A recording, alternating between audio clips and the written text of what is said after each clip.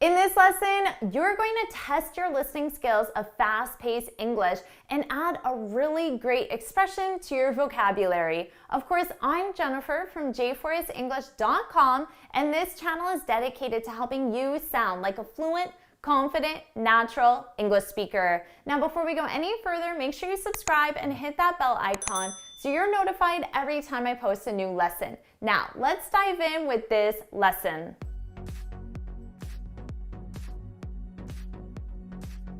Today, you're going to add a really great expression to your vocabulary. This is a business English expression that you can use in everyday context, like applying for a job in a job interview. Now, first, we're going to do this as a listening exercise. So I'm going to play a very short clip from a documentary. This documentary is on penguins. That's right, it's a documentary on penguins, but is going to teach you an expression that you can use when you're in a job interview. How's that going to work? Well, you'll have to watch the clip and find out. So I'm going to play this clip 3 times, and I want you to fill in the missing words, and afterwards I'll teach you how to use this expression and add it to your vocabulary. All right, let's jump on my computer and start your listening exercise. Our next keyword. Here's your listening exercise. You need to find 2 parts of the missing clip. I'll play it 3 times. They try to flee, but running isn't an emperor's strong point. They try to flee, but running isn't an emperor's strong point. They try to flee, but running isn't an emperor's strong point. Did you get this one? But running isn't an emperor's strong point. Remember, they're not good at running. We learned that in the quiz we did at the beginning.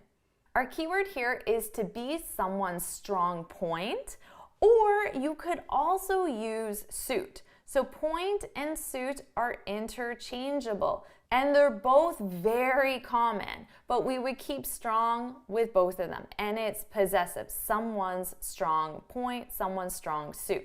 Now, when something is your strong point, it's simply something that someone does well. So you can think of it as a strength. Now, this is often used in the negative. But if you think about it in the negative, that means it's actually a weakness, right?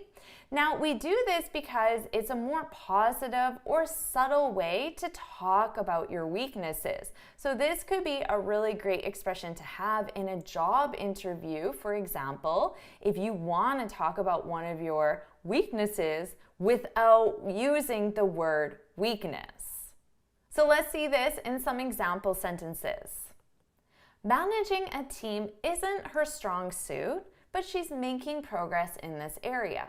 So maybe you're evaluating a staff member, and this is something you could say. Now here, notice we're using it in the negative. Isn't her, it's possessive, her strong suit. Remember, we could say point, and it would have the exact same meaning. And then, this is more of a negative because I'm saying this is a weakness. So now I'm just adding a positive, but she's making progress in this area. And notice I'm starting with the gerund verb. So this is a great expression to use in a gerund statement. Another example. Pies aren't their strong point. You should order a cake instead. So let's say you're just ordering some dessert for a really special event and you want it to be really good. And you choose this one bakery, but then your friend tells you that, oh, pies aren't their strong point, which means they're not very good at making pies. But it's a very polite way of saying this. And then here's some advice. You should order a cake instead. Now remember, their strong point, it's possessive, and aren't is matching with pies. Another example. Performing live has always been our strong suit. That's when we really connect with the audience. Again, another gerund statement.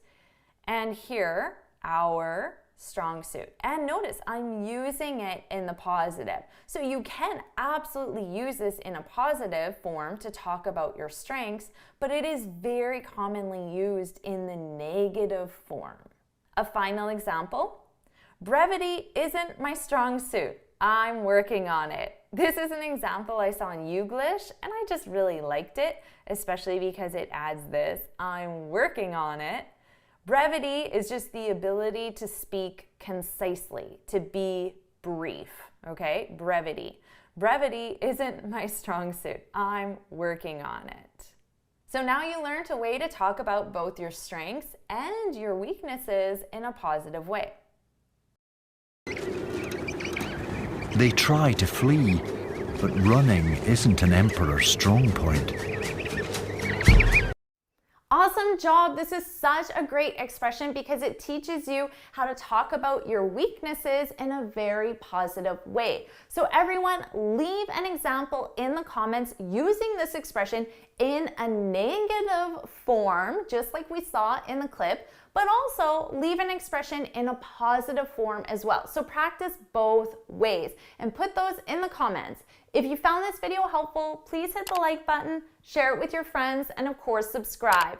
Now, before you go, make sure you head on over to my website, j4isenglish.com, and download your free speaking guide. In this guide, I share 6 tips on how to speak English fluently and confidently.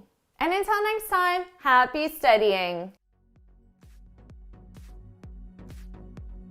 All right, weren't those little baby penguins so adorable? That's what we need right now. We need to smile and laugh and stay happy, stay positive. So I can't wait to read your examples in the comments, and I'll see you in my next video. Bye.